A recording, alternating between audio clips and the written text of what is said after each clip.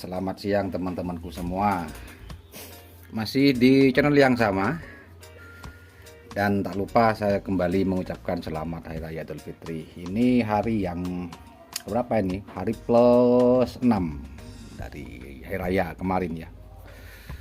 Semoga hari ini teman-teman sudah mungkin sudah mulai beraktivitas semua ya.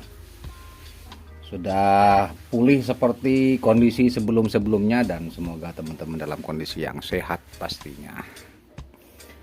Oke, untuk kali ini di beberapa hari yang lalu saya mengupload sebuah video tentang mungkin pembahasan tentang trafo dan SMPS ya.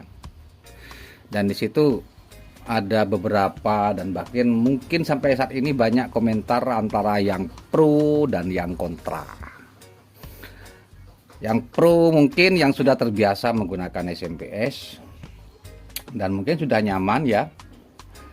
Kemudian mungkin ada komentar-komentar yang mungkin kontra ya, itu sah-sah saja saya kira, karena masing-masing personal mungkin mendapatkan pengalaman yang berbeda-beda tentang penggunaan SMPS.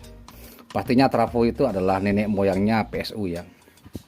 Mulai dulu kita sudah sangat mengenal yang namanya trafo, dan itu sudah sangat familiar bagi kita semua sebagai pengguna atau pemakai power amplifier baik rakitan atau BU. Nah, oleh karena itu ya, dari berbagai macam itu komentar-komentar, ada beberapa komentar yang mungkin akan saya ulas di sini sesuai dengan apa yang saya ketahui dan yang saya yakini. Dan perlu digarisbawahi bahwasanya saya tidak ada keberpihakan yang terlalu pada SMPS, tidak. Dan mengklaim SMPS terbaik, tidak, karena kenyataannya banyak sekali dari teman-teman kita yang frustasi dan putus asa ya. Jadi saya mengatakan putus asa, mungkin kapok dengan menggunakan SMPS. Itu fakta teman-teman ya. Karena apa? Karena SMPS itu di pasaran tuh banyak. Artinya begini, kalau kita bicara tentang SMPS ya pastinya yang dibicarakan adalah SMPS yang baik. Itu harus teman-teman. Jadi jangan disamaratakan. Maksudnya begini, terkadang kita pas ya mungkin mendapatkan SMPS yang mungkin dalam tanda kutip kurang bagus. Mungkin dicoba dipakai pada power amplifier kita dan tak lama dari itu mungkin mengalami kerusakan atau terbakar atau meledak atau bagaimana. Nah, pastinya itu kan menjadi sebuah pertimbangan mungkin ya. Kadang-kadang merasa menyesal, bahkan mungkin setelah diperbaiki rusak lagi, dan itu fakta teman-teman. Itu fakta, banyak sekali teman-teman yang mengalami itu dan wajar kalau memang teman-teman ada yang kapok ya pakai SMPS. Tetapi untuk SMPS yang baik, saya kira untuk semua itu bisa ditekan atau diminimalisir ya. Di pasaran online terutama ya, banyak sekali tipe-tipe SMPS yang dijual bahkan dari harga yang cukup mahal sampai yang paling murah ya. Itu banyak sekali ya disediakan. Jadi permasalahannya kadang-kadang kita tidak tahu SMPS yang mana yang bagus seperti itu. SMPS yang mana yang layak untuk digunakan. Itu memang masih tanda tanya teman-teman, terkecuali mungkin teman-teman sudah hafal ya pada mungkin salah satu pembuat atau perakit atau toko online yang pernah teman-teman order dan pakai. Seperti itu teman-teman. Jadi mungkin tips dan triknya untuk mendapatkan sebuah SMPS yang baik, mungkin teman-teman bisa tanya-tanya di forum-forum diskusi di grup-grup Facebook ya. Pastinya teman-teman banyak yang sudah paham dan kenal mana SMPS yang baik, rakitan siapa, seperti itu. Karena apa? SMPS itu masih teknologi baru ya. SMPS itu sekali lagi adalah teknologi baru yang sekarang itu dipakai untuk sound system. Kalau untuk rangkaian elektronik yang lain apa namanya, rangkaian elektronik yang lain ya banyak sudah digunakan sejak dulu, seperti charger dan untuk PSU mungkin televisi atau dan sebagainya. Intinya untuk PSU yang menggunakan tegangan arus yang kecil, mungkin SMP banyak sudah dipakai seperti itu. Jadi itu saja mungkin triknya untuk memilih SMPS. Intinya kita tidak boleh mengklaim ya bahwa semua SMP seperti itu, tidak. Meskipun pada dasarnya tetap yang namanya SMP itu mesti kalah telak untuk keawetan. Di satu ketika entah mungkin yang SMP yang terbaik sekalipun mungkin 1 tahun, 2 tahun, 3 tahun pasti rusak, mungkin mengalami kerusakan. Nah, sekarang ada sebuah pertanyaan dari teman-teman yang mengatakan begini, kalau memang SMPS itu bagus dari segi daya, kenapa brand-brand power BU Cina seperti Asle, SPL atau mungkin Paslab atau dan sebagainya ya, brand-brand tersebut kenapa tidak menerapkan sistem SMPS pada power amplifiernya? Apakah karena SMPS itu dianggap tidak bagus? Nah, ini yang akan kita bahas kali ini sebenarnya. Jadi anggapan seperti itu saya kira tidak semuanya benar ya. Karena banyak juga brand-brand terkenal, bahkan brand-brand Eropa itu sudah menerapkan sistem SMPS pada power amplifier. Seperti PowerSoft X4, X8 itu sudah menggunakan sistem SMPS itu. Ada juga Paslab gitu HD25000 itu sudah menggunakan PSU dan dayanya pun juga besar, daya wattnya itu bahkan kelas TD pun mungkin masih di atasnya mungkin ya. Jadi kenapa brand-brand yang terkenal yang sudah familiar bagi kita itu tidak menerapkan sistem SMPS? Kalau menurut saya itu karena apa ya? Karena mereka itu sudah terbiasa menggunakan trafo yang pertama. Mereka sudah memiliki peminat dan konsumen yang luas, termasuk kita di Indonesia. Pastinya mereka akan berpikir 2 kali kalau ujuk-ujuk mereka itu akan berpindah haluan ke SMPS. Karena pastinya untuk penerapan SMPS meskipun sekelas pabrik besar ya, itu tidak sembarangan teman-teman. Mereka harusnya sebelumnya akan melakukan uji coba yang cukup lama, melakukan evaluasi, persiapan sebaik mungkin. Jadi tidak sembarangan dan itu membutuhkan waktu dan mungkin membutuhkan biaya untuk pengembangan itu. Karena mereka pasti paham juga bahwa penggunaan SMPS itu memang lebih rentan sekali dengan trafo. Sedangkan mereka tuh sudah terbiasa dan nyaman mendapatkan omset penjualan yang cukup bagus dengan menggunakan trafo. Jadi mereka tidak mudah untuk berpindah.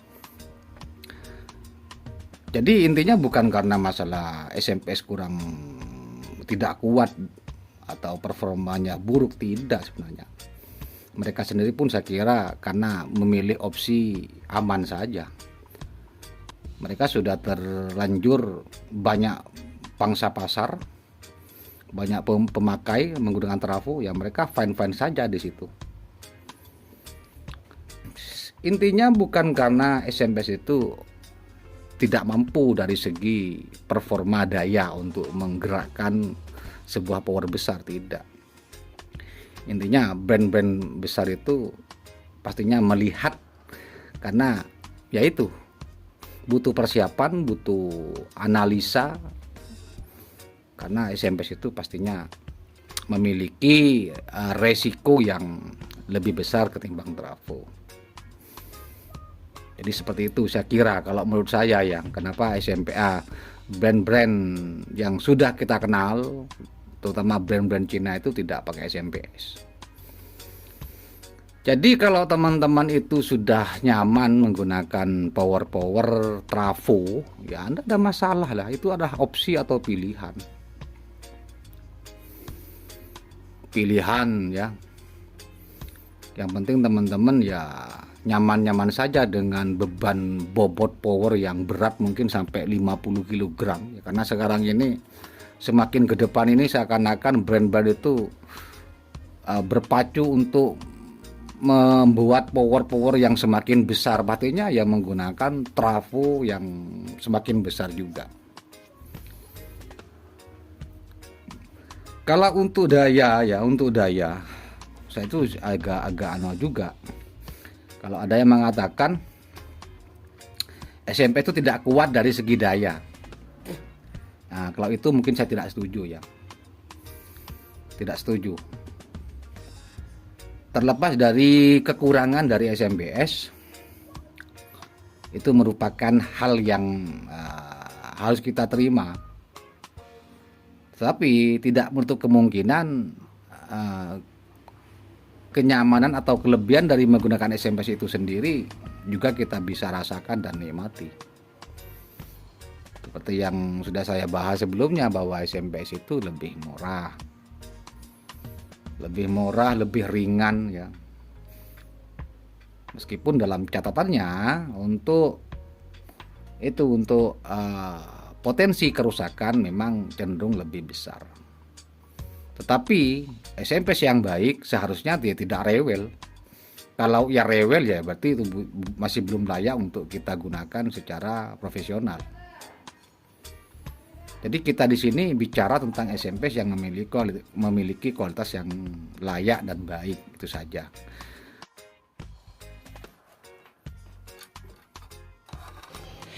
Kemudian untuk Indonesia sendiri ya kita layaknya harus bersyukur dan mungkin lebih sedikit bangga ya mungkin untuk kelas Asia ya. Karena di Indonesia sendiri perkembangan untuk SMPS itu sudah sangat maju dan sangat pesat, mungkin bisa melebihi daerah atau negara-negara tetangga. Bahkan untuk rakitan SMPS, kalau menurut saya Indonesia itu adalah adalah mungkin percontohan ya untuk negara-negara lain ya. Maksudnya di level Asia lah, untuk DIY perakitan SMP itu sudah sangat maju saya kira. Sekarang ini SMP sudah mulai banyak digunakan oleh pengguna audio sound system kita. Kalau dulu mungkin awal-awal SMP itu dari tahun 2015 mungkin pengembangannya dengan daya 2000 watt itu sudah besar ya, 2000 watt. Sampai ke sini ya, sampai saat ini itu berkembang semakin besar, ditambah rangkaian ini dipadukan dengan sistem ini, akhirnya menjadi sebuah SMPS yang sangat layak untuk kita gunakan secara profesional. Ini terbukti karena saya sering banyak mendapatkan subscriber dari luar negeri teman-teman, dari India, dari Meksiko, dari mana lagi, banyak sekali. Saya kira untuk Indonesia itu sudah lebih maju untuk urusan kelas D amplifier dan SMPS rakitan. Itu Indonesia adalah pakarnya saya kira untuk negara Asia. Jadi kita di sini itu sangat harusnya berbangga ya. Di samping kita sudah memiliki senior-senior, para pakar-pakar perakit atau pendesain kelas D dan SMPS ya.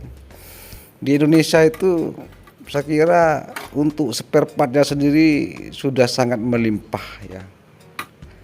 Sangat melimpah. Jadi kalau di luar sana mungkin sangat kasihan saya kira, karena untuk sebuah inti core baik untuk LPF, untuk induktor PFC itu masih harus impor dari Cina, karena di sana nggak ada barang bekas teman-teman. Nggak ada barang bekas. Jadi di Indonesia kita harus berbangga dan bersyukur kita bisa memakai teknologi SMPS itu dengan mudah ya, dengan mudah. Sehingga saya kira kesimpulannya, kenapa brand-brand power amplifier tidak menerapkan sistem SMPS, ya karena itu alasannya teman-teman. Seperti yang sudah sampaikan di depan, mereka tidak akan gegabah selama kita ini masih suka dengan trafo konvensional, ya, kita nyaman di situ, maka pabrikan-pabrikan itu pasti tetap akan memproduksi power dengan sistem trafo, karena mereka butuh pemasaran dan mereka saya kira main aman di situ, karena nggak mungkin trafo itu cepat rusak, ya. Yang penting kita siapkan saja tenaga untuk mengangkat beban-beban power yang ke depan pastinya akan semakin berat bobotnya, ya. Seiring perkembangan waktu, persaingan tenaga semakin besar, dan pastilah di situ power yang semakin berat untuk dijinjing, digotong akan beredar seperti itu. Dan saya akan menggarisbawahi, ya, jika ada teman yang mungkin ada komentar yang menyebut bahwa SMPS itu tidak baik karena tidak mampu digeber satu hari, ya itu tidak setuju, ya. Karena pada kenyataannya saya sering membuat SMPS itu untuk penggunaan outdoor atau lapangan yang pastinya itu digeber berhari-hari, ya, berhari-hari. Dan alhamdulillah sampai saat ini ya relatif aman lah, meskipun kadang-kadang terjadi ada beberapa punya teman-teman itu mengalami masalah, ya biasa, kita tetap perbaiki dan layani dengan baik. Seperti itu. Pastinya kalau saya tidak setuju kalau jika SMPS itu dianggap dari segi daya tidak mampu kalah dengan trafo, berarti teman-teman itu kurang pengalaman, saya kira, ya. Kurang pengalaman. Tetap kalau dari tenaga, ya, saya kira SMPS itu minimal sama, meskipun pada kenyataannya tenaganya lebih besar.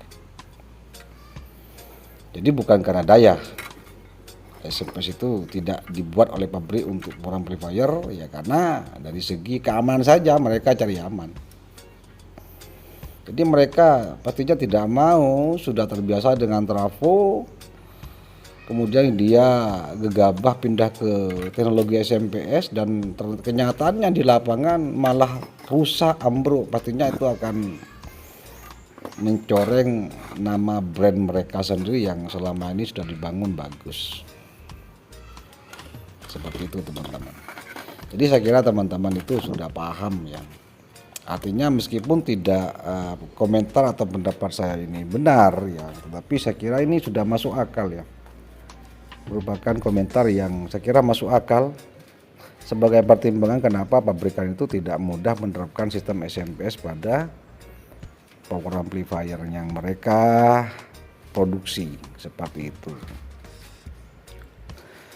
Jadi saya tidak akan berdebat di sini, tidak akan berdebat. Semua komentar dan tanggapan-tanggapan itu pastinya sah-sah saja.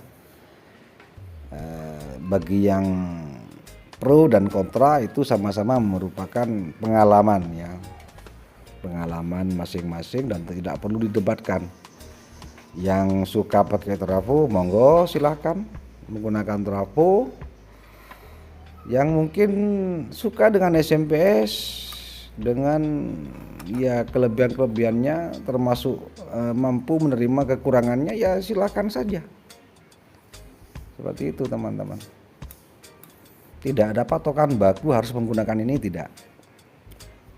Semuanya tergantung dari teman-teman semuanya yang akan menggunakan, dan intinya sama-sama kita mendapatkan suara yang diharapkan. Jadi itulah kira-kira, ya, mungkin tanggapan saya kenapa power brand-brand yang sudah kita kenal itu tidak menggunakan atau menerapkan SMPS pada power yang mereka produksi. Dan saya harap kita tidak perlu berdebat di sini, ya, sekali lagi kita tidak perlu berdebat. Ya, kita lakukan saja apa yang terbaik untuk kita. Kita pilih yang mana yang terbaik untuk kita. Semuanya sama-sama merupakan sebuah teknologi yang kita butuhkan. Mudah-mudahan apa yang saya sampaikan ini bisa menjadi pemahaman diskusi yang positif. Tidak ada perlu perdebatan kembali antara SMPS dan trafo. Tidak perlu teman-teman. Semua tujuannya sama. Tujuannya untuk mendapatkan suara yang terbaik untuk kita terima, seperti itu.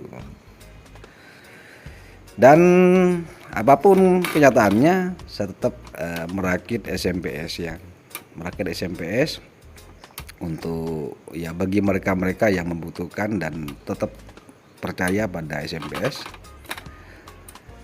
Karena untuk trafo saya tidak tahu membuat sebuah trafo, karena yang saya tahu itu pengalaman saya pribadi, saya belum pernah membuat trafo ya, membuat trafo daya konvensional tidak pernah. Saya langsung terjun di dunia SMPS. Alhamdulillah mulai tahun 2000 berapa mungkin 2015-an ya, saya sudah mencoba dan belajar dari para senior saya, para guru-guru yang sudah membimbing saya selama ini. Saya ucapkan terima kasih dan hormat selalu. Mudah-mudahan channel ini kedepannya tetap berkembang, dan insya Allah saya tetap meyakini bahwa di masa mendatang, lambat laun, cepat atau lambat, teknologi SMPS itu akan semakin jelas ya. Mungkin nanti jika teknologi SMP itu sudah semakin baik, otomatis ya permintaan konsumen akan semakin besar, otomatis pabrikan-pabrikan power amplifier pasti akan beralih juga, tetap akan beralih lambat laun ke sistem SMPS. Tapi selama kita masih berburu membutuhkan power dengan trafo, otomatis produsen power itu tetap akan memproduksi power amplifier trafo. Dan saya kira mudah-mudahan ya di situ tidak ada pertentangan, semuanya akan berjalan dengan nyaman antara keduanya. Seperti itu teman-teman, saya kira ini sudah cukup ya untuk menanggapi komentar-komentar kemarin. Mudah-mudahan bermanfaat. Silakan like dan share, silakan kita komentar yang positif, dan kita berjumpa kembali di video-video berikutnya. Sampai jumpa.